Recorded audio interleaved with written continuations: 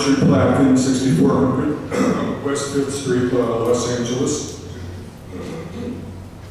I'm here both as a member of the East Hollywood Neighborhood Council Planning Committee and City Planning Consultant. On behalf of the Planning Committee, I've given you an alternative vision for a Hollywood community plan based on the citywide general plan, general plan framework, and state codes.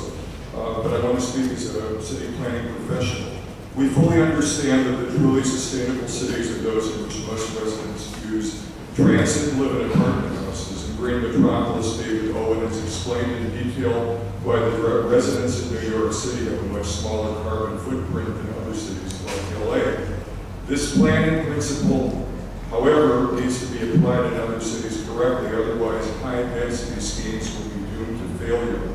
The correct formula is high density needs to be paired with high amenities, and this plan does not have the high amenities. This plan will not work. Thank you, sir. I'm Jim Gagan. I live Whitley Heights 27 years. I'm sorry, your name again? Jim Gagan, G-E-O-G-H-A-N. Gagan. A Whitley Heights resident for 27 years. For a number of years, I was secretary of Whitley Heights Homeowners Association. I'm glad to see so much approval of this, except for the people who live within this area. On summer nights, spring and summer nights, we get what I like to call a Hollywood trifecta. That is, the Hollywood Bowl is full, Man's Chinese has got a premiere, and the Hollywood and Highland Theater has got something important going on. For my 22-block drive, it is a 40-minute commute. Highland backs up down to Melrose. Is there someone here, I'm asking you, sir, is there someone here from the police or fire department that say we can take the extra blood of traffic that this is going to bring us? Is there any report from the fire department or the police department that says an increase in density in traffic is something that's fine? That God forbid, if you have a heart attack, they want to get there in time for you. If your house is on fire, they want to get it. Because for me, it's a 40-minute drive on summer nights to get home. Thank you, sir. Thank you very much. Is there a report from the fire department? Everyone seems rosy about it except for life emergency. Thank you very much. You submit your statement right away. I would just like to say, or reiterate, the real problem with the plan is the quality of life versus quantity. The plan promotes additional density, and quite frankly, and I've been a 35-year resident of Hollywood Land. In the mid-1980s, it was recognized that Franklin Avenue was inadequate to handle the traffic. It's 3 times worse now. And quite frankly, this plan is not, the increased density is not addressed. The infrastructure will not support it. The one thing I would like you to consider is if this is built, and just think about it, because it's not the public transportation that I think City Council wants to force you to use, but the fact is, count the number of parking spaces that those increased buildings, those high-rises, are going to have to provide, and then make your decision. Because it is a serious consideration and one big flaw in the plan. Thank you. Susan Polifronio, thank you for allowing me to speak. I had a couple issues I wanted to address. First, I'm really happy to see that the Hollywood Freeway Central Park has a prominent place in the plan, very important. I'm a 32-year resident and business owner on Franklin Avenue. I am extremely concerned about the infrastructure and the sort of field of dreams, build it and they will come idea. There is not adequate street movement, there's not adequate parking, there is not adequate transportation. There's comparison to New York. New York has 2,000 miles of track, 344 square miles of, including the boroughs. Los Angeles is 444 square miles. We have, as of a few years ago, 72 miles of track. I used to work at County USC. I wanted to be good about not using my car. It took me 20 minutes to get, I worked the evening shift at the hospital. It took me 20 minutes by car, 2 hours by bus. We really need to think about infrastructure before we think about density. Thank you. Next speaker, come Greetings. Maurice Jose from Hollywood. I'm not fully excited by the plan because a lot of the information is from old information. What seems to be overlooked too is the fact that they're talking about 45 or 55 story buildings along Valley. The infrastructure as it is can't support that. And seems not to be really written into the fact that it's going to increase more traffic coming through Franklin over it's already showed up. I think there needs to be another look that limits the height. Because that would be, it's nice to see Hollywood grow up and be different, but those giant buildings, they're suited for downtown. They fit right down here, but not by the ends. John Walklagi at HollywoodHighlands.org. The population, by the census, is not growing in Hollywood. It has been shrinking for 15 years. Everything's based on endless growth. There is no growth in Hollywood. As far as well, you can take the bus, go to the BRU's website, 1 million hours of service, bus service, cut in the last 6 years. As you know, Mr. Weezard is under investigation for racial profiling, so to speak, by the federal government. This is racism. This is about developers. That's all it's about. You see these people come up, and you've seen the last black person to come up here. I'm telling you right now, go to David Zanheiser's story, What's So Smart About Smart Growth, when he was at the LA Weekly. You can find it. It's 5 years ago. Density overload. Smart density is like smart cancer. HollywoodHighlands.org.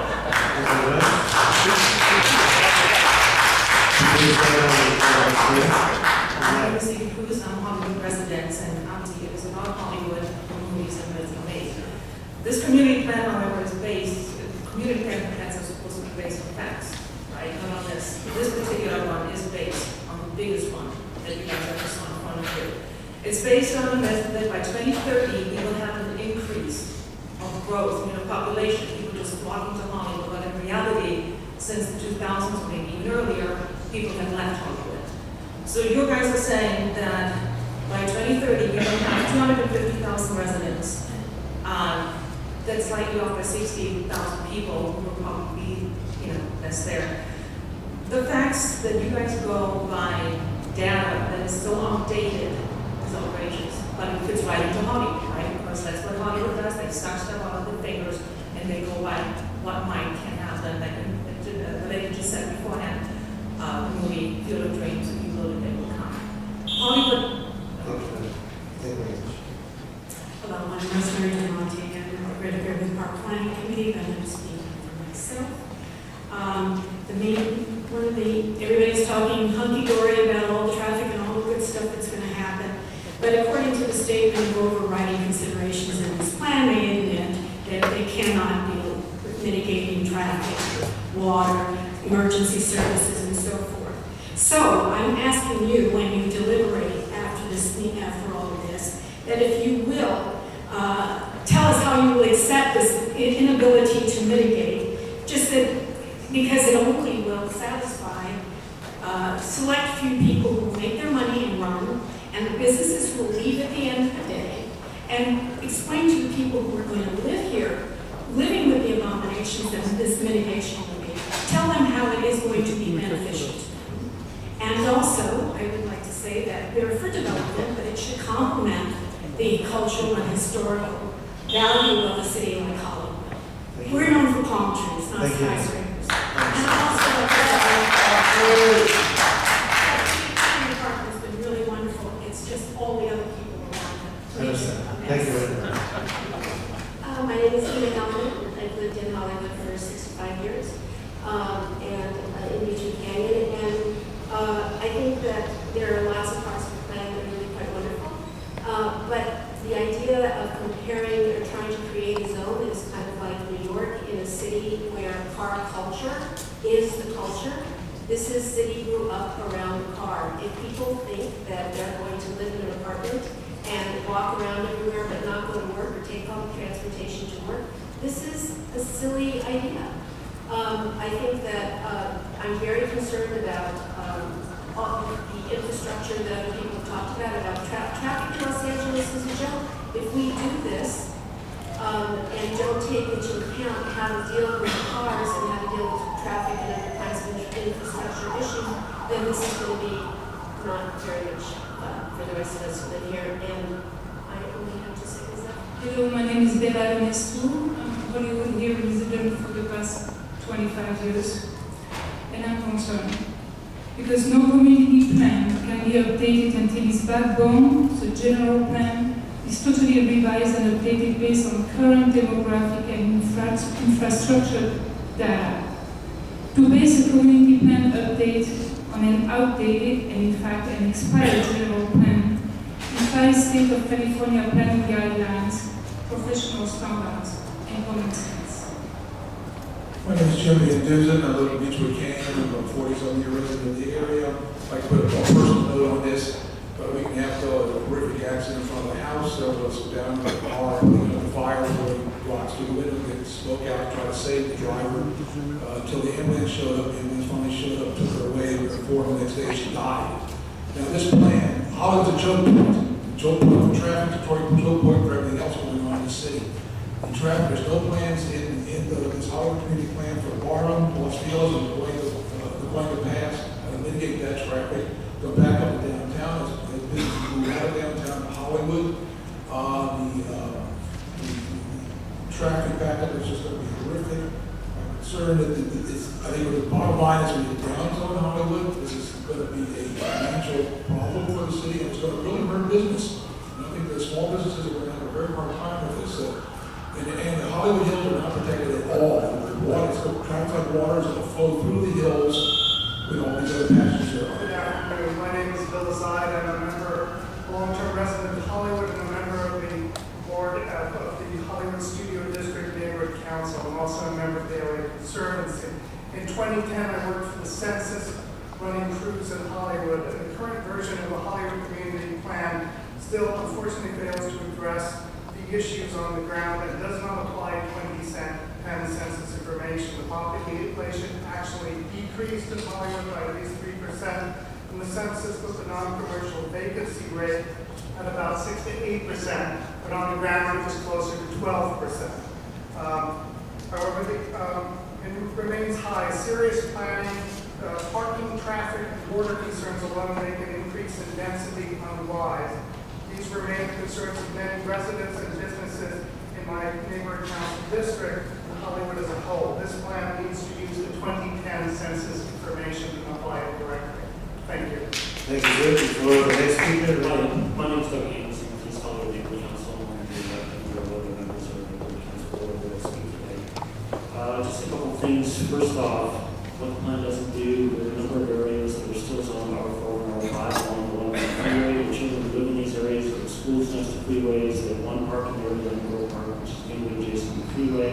South Coast Air Quality Management District submitted a letter saying that mitigation for this plan is inadequate. We consider that letter what we need to do, and what they said is create a buffer zone and down zone. Also, there are no letters from the police or fire department. We have 314 officers for Hollywood Division. We need 800 for the current population, 1,000 for the projected population. There's no funding mechanism in order to provide for that. That's very important to us because we're vast underserved. Also, sub-area 92. We voted unanimously as neighborhood council against splitting up that down zoning because it serves only one developer. It's continuous spot. Thank you, sister. Appreciate it. So with that, right as well. My name is Jerry Silvers. I'm the former president of Hollywood Property Owners Association, the past director of the Hollywood Chamber, member of the Hollywood Chamber. I live in the Hollywood Hills, and we violently object to any ordinance that would let developers come in and divide lots that were intended for one family house. We want to put more than that. Lot views, density that our roads are not able to handle, and we hope that nothing of the sort will go across your table. Thank you. Thank you. Thank you. Thanks, Brett Reichenbach. I'm with SaveHollywood.org. One thing I want to say is I am opposed to the plan. The Hollywood Community Plan is not in harmony with the General Plan Framework element. The General Plan Framework element is a growth neutral situation, and there is nothing about growth neutral in the Hollywood Community Plan. You hear Kevin saying, we want to focus focused growth here, or focused growth there. And you artificially create a density near in a certain particular area. That is not growth neutrality. Also, the data in the plan is inaccurate. You've heard people mention about the population going this way, and in the data in the plan, it looks like it's going that way. Also, the emergency response data is inaccurate. We just found that out through a lot of media exposure. But there's something also that in the Hollywood Community Plan, there's no reference to the tens of thousands of tourists that come to Hollywood every single day. And they need to be protected too. Thank you very much. Next speaker. My name is Daniel Costa. I've been a resident in the Hollywood Hills for over 30 years. I am strongly opposed to this plan as proposed.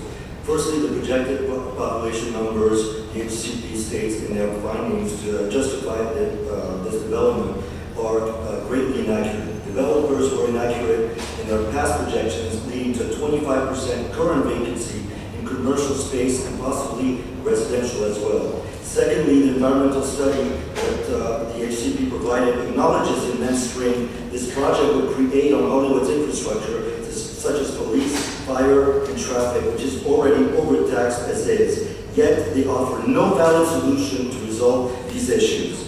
This is a plan that is obviously beneficial to developers, but has complete disregard for the residents and its community.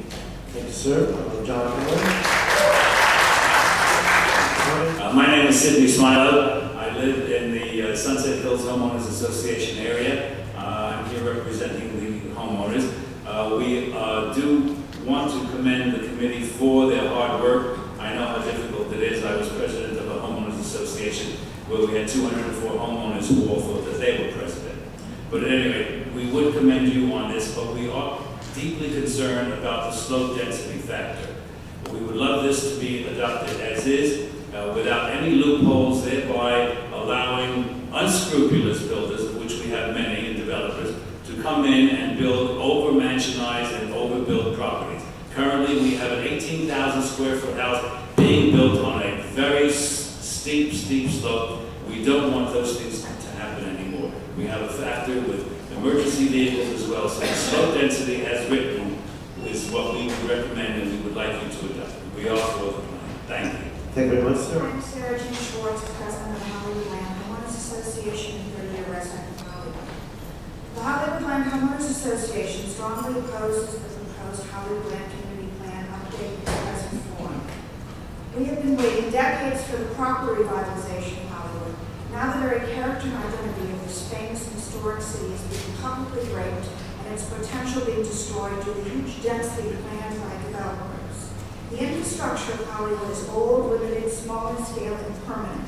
Now massive development is on the way. Hollywood should be developed like old-time Pasadena, an area with similar historic, primarily two-story architecture. We want common sense development, not the huge amount of dollars and cents development, payoff development. More is not better, bigger is not better. Just because something can be built doesn't mean it should be.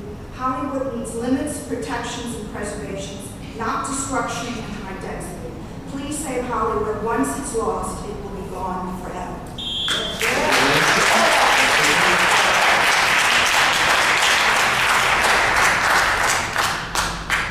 I'm Joanne D'Antonio, I'm the safety chair of the Hollywood Homeowners Association. I've lived there since 1987.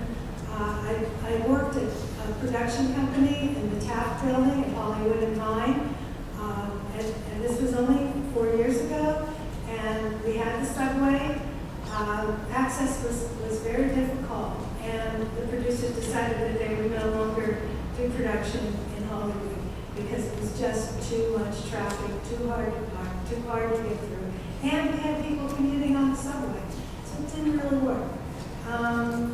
We have our vacancy at Sunset and Vine, that older store's been for rent for a year. I suggest that you make a trip during rush hour to Hollywood before you make a decision about whether to approve this plan between 3 and 7 in the afternoon.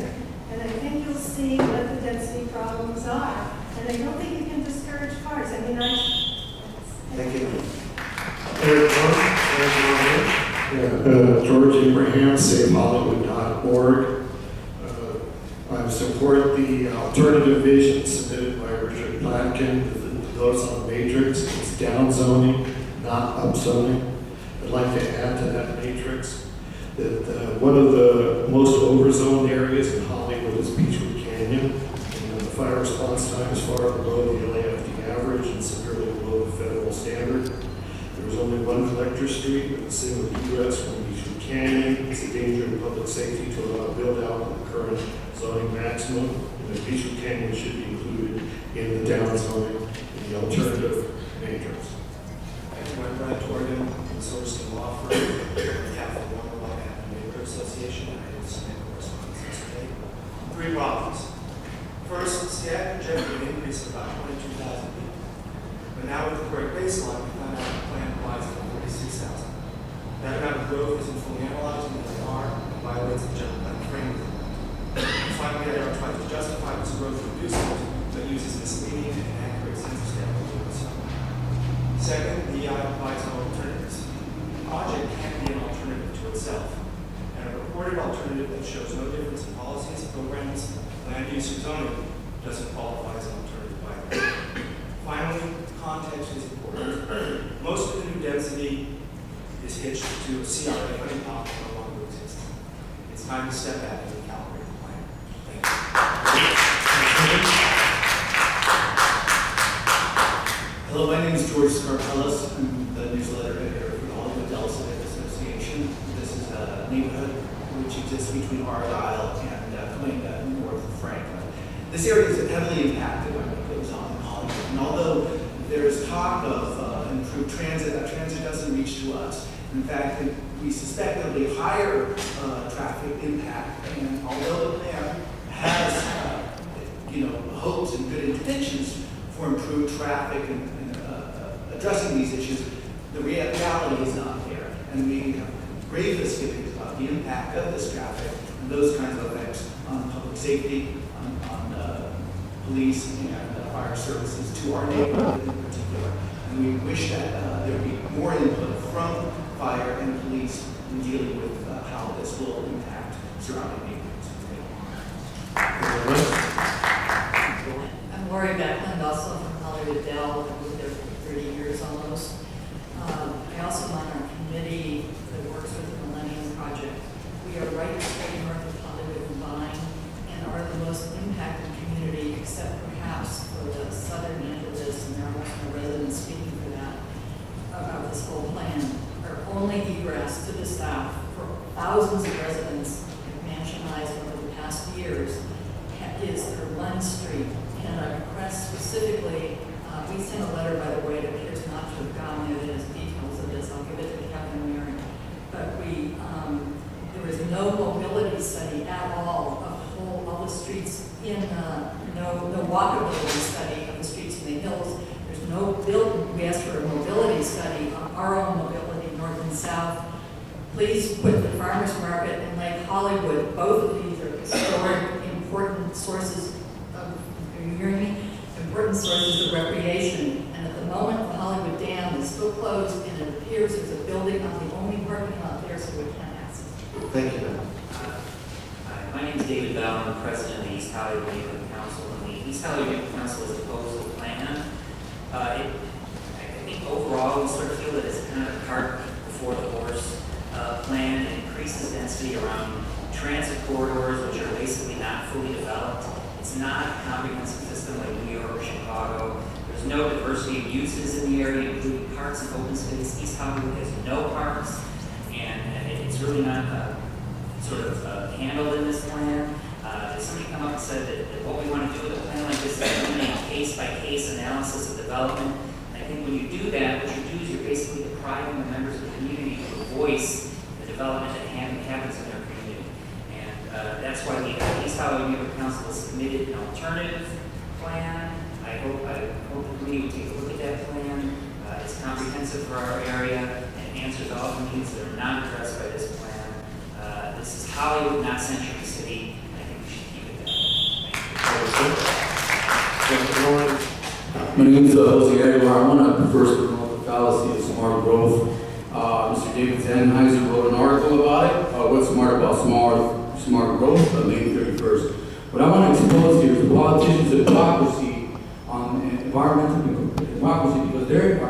not promoting open space in this plan.